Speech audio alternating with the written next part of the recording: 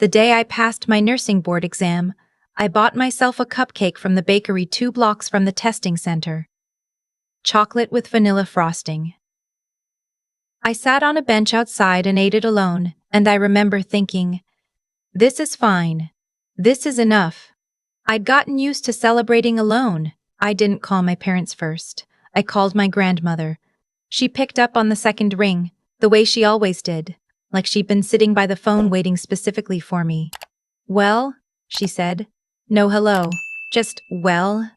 And when I told her I passed, she made a sound I can only describe as pure, like something had been released from her chest that she'd been holding for years. I knew it, she whispered. I always knew it. My parents found out 3 days later when I mentioned it at Sunday dinner. My mother said, "Oh good," and asked my brother if he wanted more bread. That was 4 years ago. I'm telling you this now because it matters for everything that comes next. My name is not important. What matters is that I was 28 years old when I went in for what my doctor called a routine laparoscopic surgery to remove an ovarian cyst. It had been growing for almost a year. It wasn't dangerous, not yet. But my gynecologist used the word aggressive once during an appointment, and then immediately backtracked and said she didn't mean it like that. But I heard it. I carried that word around for months. The surgery was scheduled for a Thursday morning in March. My hospital was 40 minutes from my parents' house, 12 minutes from my brother's apartment, 6 minutes from where my grandmother lived with her sister in a small house with yellow shutters that she'd owned since 1987. I told everyone the date. I put it in the family group chat.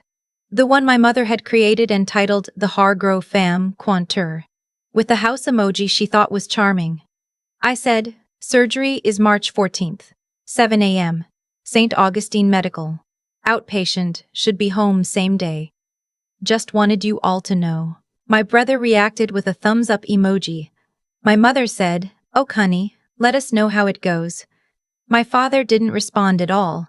My grandmother, who was not in the group chat because she didn't have a smartphone, only a flip phone she referred to as my little clam. I called her separately. She asked me 3 times if I'd be allowed to have someone in the waiting room. I told her it was outpatient. It was simple.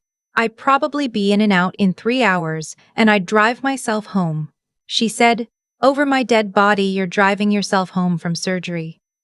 Her sister had a doctor's appointment that morning, but my grandmother was already working out if she could take a cab. I told her not to.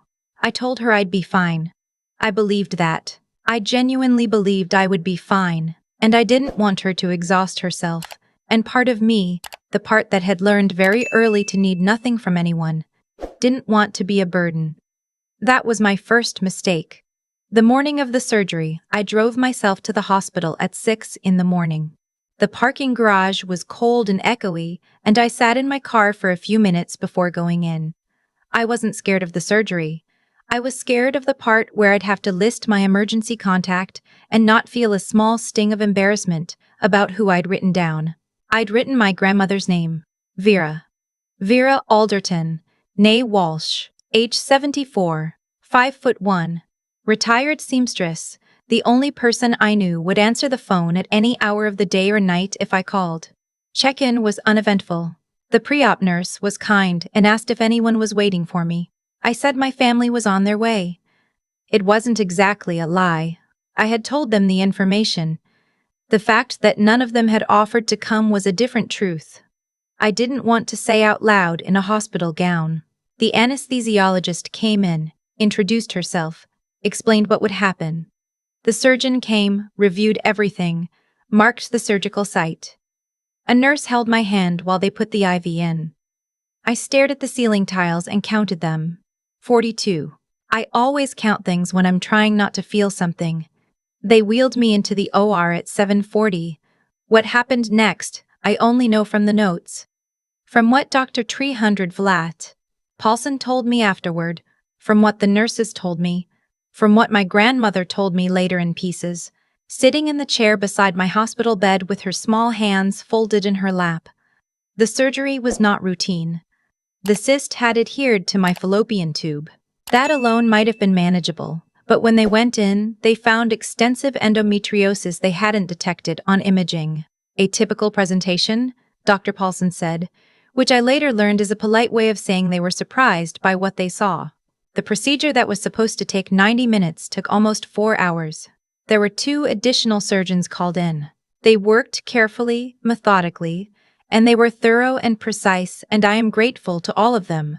But none of that changes what those hours were like for the people who were waiting. Or rather, for the person who was waiting. My hospital had a policy: when a surgery runs significantly over its projected time, a staff member contacts the listed emergency contact. They called my grandmother at hour 2. She was already in a cab. She had ignored everything I said and gotten in a cab at 6:45 that morning, and she was already sitting in the surgical waiting room. This tiny woman in her good blue coat, with a paperback novel she was too anxious to read. When the nurse came out to update her, she didn't call my parents. I want to be clear about that because later they used it against her, and it was not fair.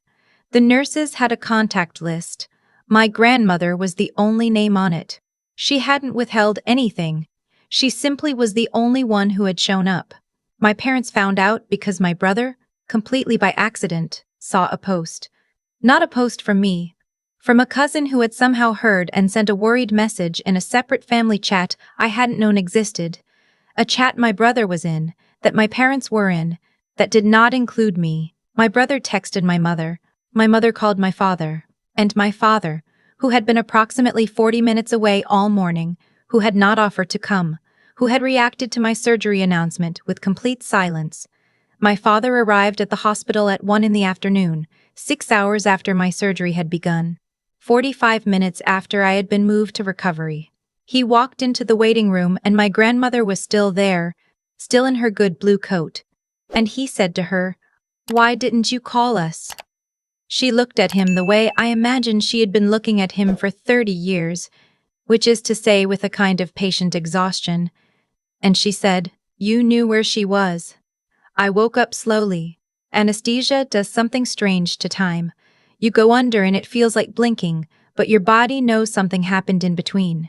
I was groggy and uncomfortable, and my mouth was dry, and the first thing I heard clearly was my grandmother's voice saying my name, very quietly, like she was greeting something fragile.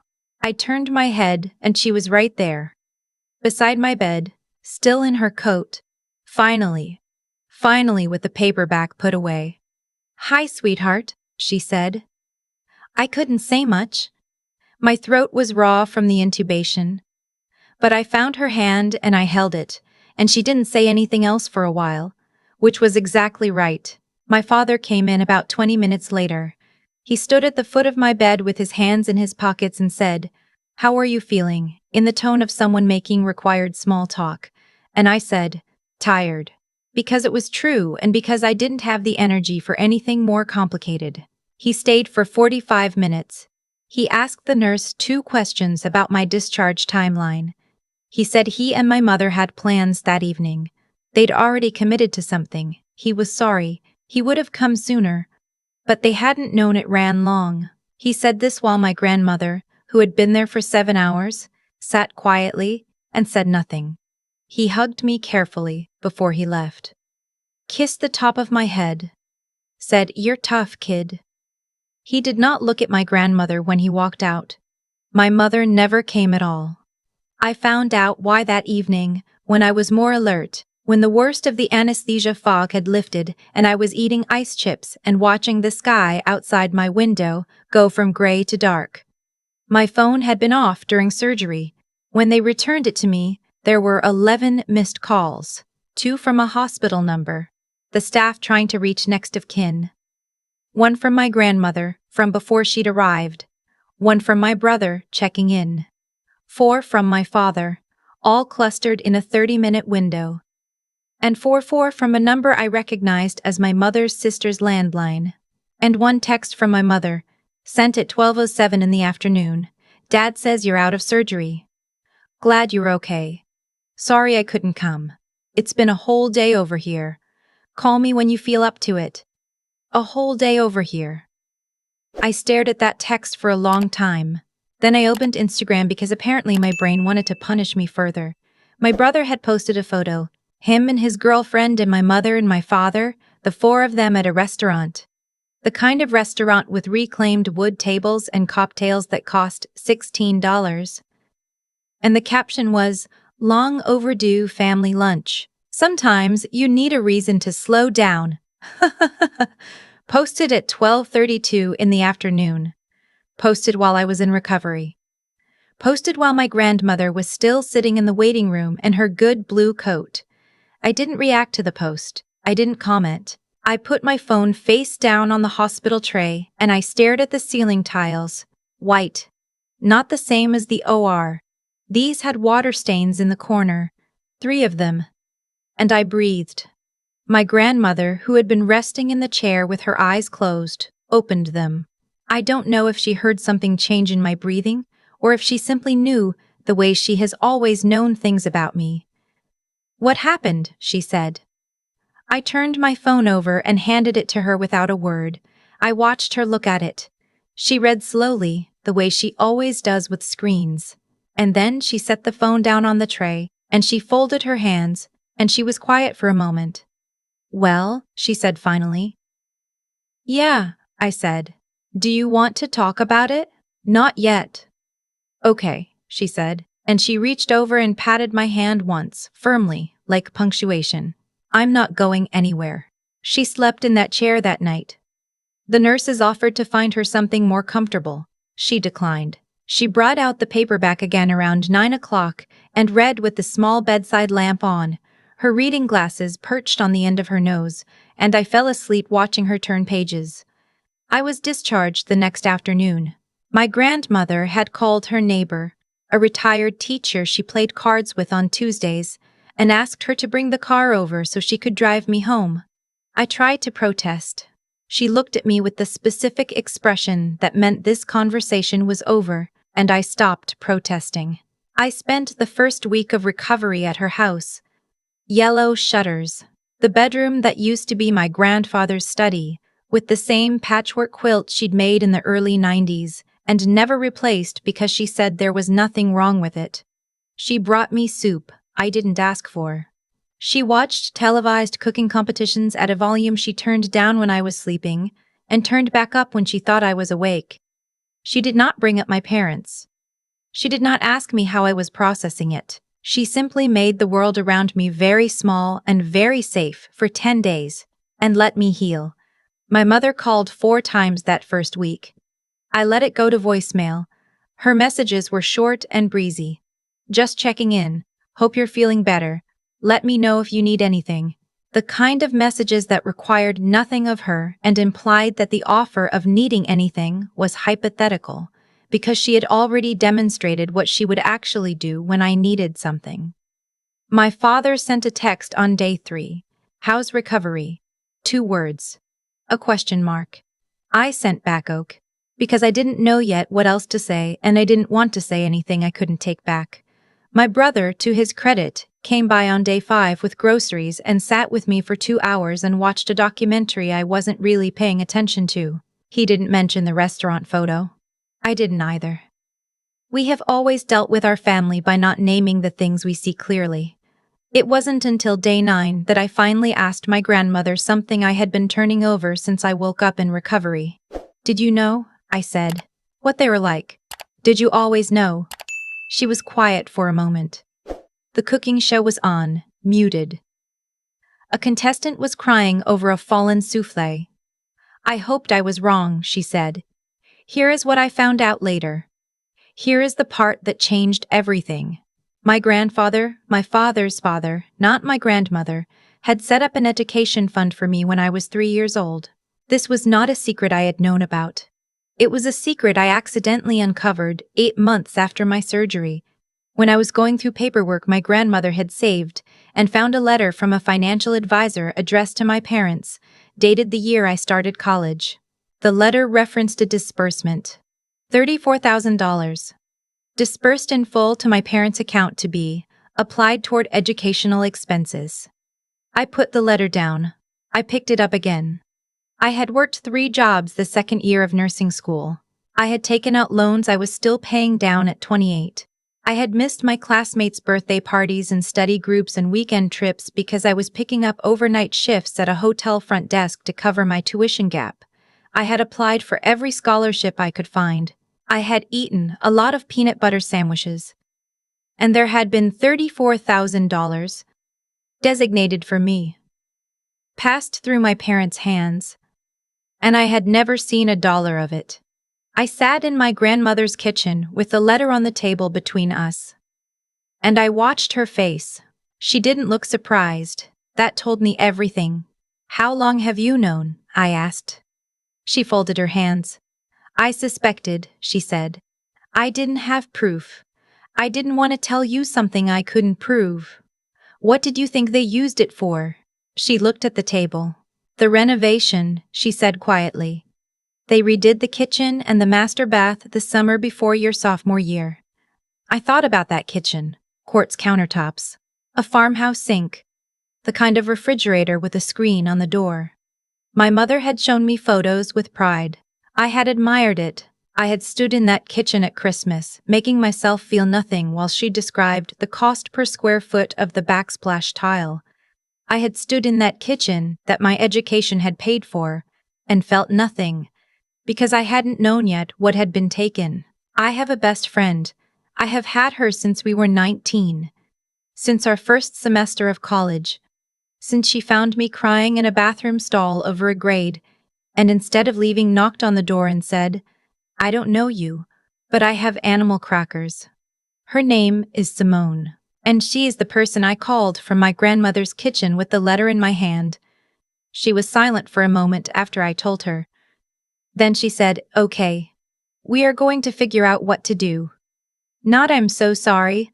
That's terrible," though she said that too. First, we are going to figure out what to do. That's Simone. That's who she is. What we figured out, with the help of a legal aid consultation, was this: technically, there was likely very little I could do at this point. The fund had been dispersed to them with some discretion about how it was applied. My grandfather was gone. Proving intent after the fact would be difficult and expensive. A lawyer laid this out for me carefully and without sugarcoating, and I appreciated the honesty even though it felt like a door closing. But that wasn't the only thing we figured out. We also figured out that I didn't owe anyone my silence. I want to be careful here because I've read enough of these stories, enough Reddit threads and Facebook posts, to know that "I confronted my family" can mean a lot of things. It can mean a screaming match. It can mean a letter. It can mean quietly walking away without explanation. There is no single right answer, and anyone who tells you there is hasn't been in a family that made these kinds of choices. What I did was this. I asked to meet my parents for dinner, just dinner. I chose the restaurant, a regular place, not fancy, a booth in the back. I asked my grandmother if I could bring the letter. She said yes. My mother wore a blouse I'd complimented once. My father ordered before I'd finished looking at the menu, the way he always does. I waited until we had food in front of us. This sounds calculated, and it was. Simone had advised me to not let it become a scene before we'd even eaten. And then I set the letter on the table between us. I watched them look at it. I watched my father's face do a thing I had never seen it do. It went completely still, like something behind it had just stopped moving. My mother said, "Where did you get that?" "It doesn't matter," I said. "I want to understand what happened to the money." My father said, carefully, in the voice he uses when he's about to explain something he has decided is reasonable. "It was a complicated situation. The fund wasn't structured the way Dad intended. There were fees. There were other expenses. You had loans." "I had loans," I said. "Yes, I took out loans, and I worked 3 jobs in my second year." "We were struggling," my mother said. "You don't understand how much pressure there was that year. The house needed work. We didn't have $34,000, I said. "You had $34,000. She stopped. "I want to be really clear," I said. "I'm not here to scream at you. I'm not asking for the money back. I understand that's not realistic. I'm here because I need you to understand that I know. I know what you did. I know I worked 3 jobs while that money went into your kitchen, and I need you to sit with that. My father started to speak. I held up my hand. I'm not finished. I told them about the surgery. I told them. Calmly. Not crying. I had done my crying already. What it had been like to wake up in recovery and find out that my grandmother had been there for 7 hours while they were at lunch. I told them what it was like to see the restaurant photo. I used specific words. I did not generalize or escalate. I said, here is what happened, here is what you did, here is how it felt. My mother cried. I don't know if it was real. I think some of it might have been. She said she was sorry. My father said very little. He looked at his hands. At the end, I said, I'm not cutting you off. I don't want to do that. But I need you to understand that things are different now. I have different expectations. I'm not going to pretend that everything is fine because it's easier. My father said, okay. My mother said, I love you. I said, I know. And I meant it. I believe she does. In the way that people love things, they are also capable of failing. It doesn't cancel the failure. It doesn't make the failure not real. Both things are true, and I have had to learn to hold both things without letting either one crush me. That was 7 months ago. Here is where things are now. My parents and I see each other. We have dinner sometimes. It is different. Not dramatically different in any way I can describe efficiently. There is no single scene I can point to and say, here, this is where it changed. But something has shifted in how I carry myself around them. I stopped performing gratitude I don't feel. I stopped minimizing. If something is wrong, I say so. The first time I did it, the first time I said, calmly, that comment bothered me, can we talk about it? My mother looked at me like I had spoken in a different language. We talked about it. It was uncomfortable. Nothing exploded. My brother has started asking more questions. Not about my parents. We still don't name the things we see clearly. Not quite. Not yet. But about me. About what I need. It's a small shift, and I'm choosing to count it. The money is not recovered. I don't expect it to be. I have recalibrated my financial plan. I've picked up extra shifts. I have a spreadsheet that would make a CPA weep with either admiration or despair depending on their disposition. I am not drowning. I am, in fact, more financially clear-headed now than I was before. Because knowing what was taken made me take back control of what I have. Simone threw me a belated "you survived surgery and also everything else" dinner at her apartment 3 months after that restaurant conversation. She made pasta and bought a cake that said, still standing in blue frosting, and lit exactly 1 candle. 5 people were there. Her, 2 mutual friends, my grandmother's sister in a cardigan covered in embroidered cats. We stayed until 11. My grandmother fell asleep in the armchair around 9:30 and woke up when we sang something too loudly and insisted she had only been resting her eyes. My grandmother's sister argued that the pasta needed more salt, and Simone let her add it, and it did, in fact, need more salt. And Simone let her add it, and it did, in fact, need more salt. I looked around the table and I felt something that took me a moment to name. It was fullness. The specific kind that comes not from having everything, but from being surrounded by people who mean it. I think about my grandfather sometimes, the man who set up that fund. He died when I was 11, before I understood what any of this would mean. I don't know if he knew what would happen. I think he trusted that his son would do the right thing, the way parents often trust their children past the point where the evidence supports it. But here's what I've decided. He did something with that money. It didn't go where he intended, but it didn't disappear. I have to believe that those years of working 3 jobs built something in me that a direct deposit could not have. I am a better nurse because of those years. I understand exhaustion and financial fear in ways that make me a better advocate for my patients. I am more resourceful, more stubborn, more unshakable than I would have been otherwise. I am not saying this to let my parents off the hook. I want to be very clear, what they did was wrong. It was a theft, quiet and paper documented and legally murky, but it was a theft. I can hold that truth and also choose not to let it hollow me out. That is the only inheritance I actually received. The ability to hold two things at once without needing to choose. I saw my grandmother last weekend. She was in the kitchen teaching me how to make a pie crust, which she has tried to teach me 4 times and which I am still getting wrong. The butter has to be cold, she kept saying. Colder than you think. Colder than you think. Colder than it hurts a little to handle. At one point she looked up at me from the dough and said, completely out of nowhere, "Your grandfather would have liked you so much." I stopped working the dough. "He loved you when you were small," she said. "But he didn't get to see who you became. He would have been so—" She stopped. "But he didn't get to see who you became. He would have been so—" She stopped, pressed her lips together. "Very proud," she said. I looked at this woman, 74 years old, flower on her sleeve, reading glasses still on top of her head from the recipe she'd already memorized. And I thought about the cab she got into at 6:45 in the morning, the 7 hours in the waiting room, the good blue coat, the paperback she was too anxious to read. She has shown up for me in every way a person can show up for another person. Not with money, not with big gestures, not with apologies for what someone else did. Just with presence.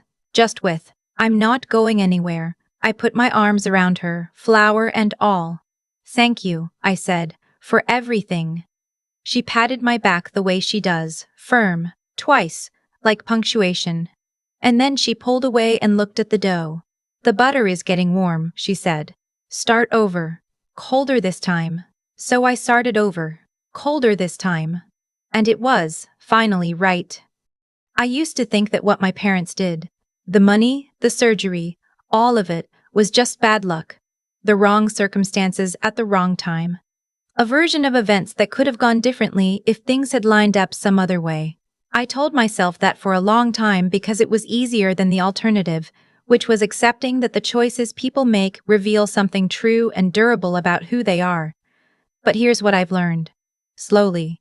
The hard way. Every choice leaves a mark. Not in some abstract cosmic sense, but in the most practical human way possible. My parents chose the kitchen renovation over my tuition. That choice meant I worked 3 overnight shifts a week in my second year of nursing school. Those shifts meant I understood exhaustion at a cellular level before I ever stood at a patient's bedside. Now I am a better nurse than I would have been otherwise. The thing that was taken from me built something in me that money, had I simply received it, might not have. That is not justice. I want to be clear about that. I am not saying the universe balanced the scales, or that suffering is secretly a gift. What was taken was wrong. What my parents did had a cost, and they should reckon with that. But I also had to decide what I was going to do with what remained. And what remained was me, stubborn, clear-eyed, exhausted, and still standing. My grandmother Vera sat in a waiting room for 7 hours in a coat she saved for important occasions. She got into a cab at 6:45 in the morning because she had decided, without being asked, that I should not wake up alone. That was a choice too. And that choice is also a kind of mark. On me, on who I understand myself to be, on what I now know to look for in the people I let close. Simone knocked on a bathroom stall when she didn't have to.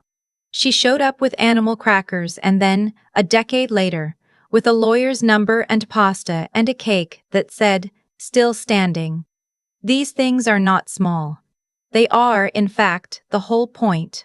I think a lot about what it means to be a person of character, not in a rigid or moralistic way, but in the practical sense. Character is what you do when no one made you do it. Vera didn't come because she was obligated. She came because she is the kind of person who comes. My parents didn't stay away because they were bad people in some cartoonish sense. They stayed away because of a long series of smaller choices that had slowly made it possible for them to stay away. Character is built that way, quietly, incrementally, in the direction you keep choosing. I'm still choosing. I still have dinner with my parents sometimes. I still flinch a little at certain silences. But I also stand at the stove in my grandmother's kitchen trying to get a pie crust right, And I listened to her tell me my grandfather would have been proud, and I believe her, not because I need it to be true, because I've earned the right to believe it. The butter has to be cold, she says. Colder than you think. Start over when you need to, and this time, get it right.